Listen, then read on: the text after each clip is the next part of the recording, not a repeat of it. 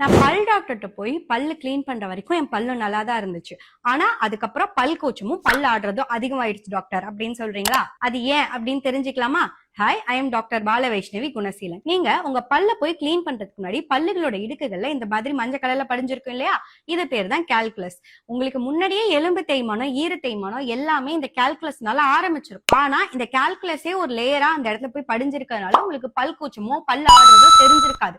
அப்ப நீங்க எப்போ ஒரு டாக்டர்கிட்ட போய் இந்த கால்குலஸ் ஸ்கேலிங் அப்படிங்கிற ஒரு ப்ரொசீஜர் மூலமா கிளீன் பண்ணிக்கிறீங்களோ அப்பதான் உங்களுக்கு பல்ல ஆடுறதும் பல்லோட சென்சிட்டிவிட்டி உங்களுக்கு தெரியும். அப்ப இதுக்கு என்ன நிரந்தர தீர்வு? இந்த கால்குலஸை ரிமூவ் பண்ணிட்டீங்க. இதுவே ஒரு ஃபர்ஸ்ட் லைன் ட்ரீட்மெண்ட் தான். ரெண்டாவது கட்டமா அந்த சென்சிட்டிவிட்டி ஒரு 4 நாள் விட்டீங்கன்னா தானாவே செட்டில் ஆயிடும். இல்ல எனக்கு பல்லு ஆடுது, பல் கூச்சம் இன்னமே இருக்கு ஒரு 4 நாளைக்கு அப்புறமோ அப்படின்னு சொன்னீங்கன்னா நீங்க டென்டிஸ்ட் கிட்ட போய் பாத்தீங்கன்னா அவங்க ஒரு ஈர சிகிச்சை நிபுணரை கூப்பிட்டு ஒரு ஒப்பீனியன் எடுப்பாங்க.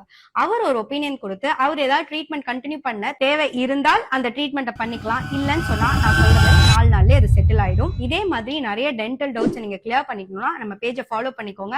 அண்ட் உங்களுக்கு ஏதாவது டென்டல் டவுட்ஸ் இருந்துச்சுன்னா இந்த நம்பர் கால் பண்ணுங்க. சப்போஸ் எங்களால கால் அட்டென்ட் பண்ண முடியலன்னா திரும்ப நாங்களே உங்களுக்கு வித்தின் 24 hours கால் பண்ணுவோம்.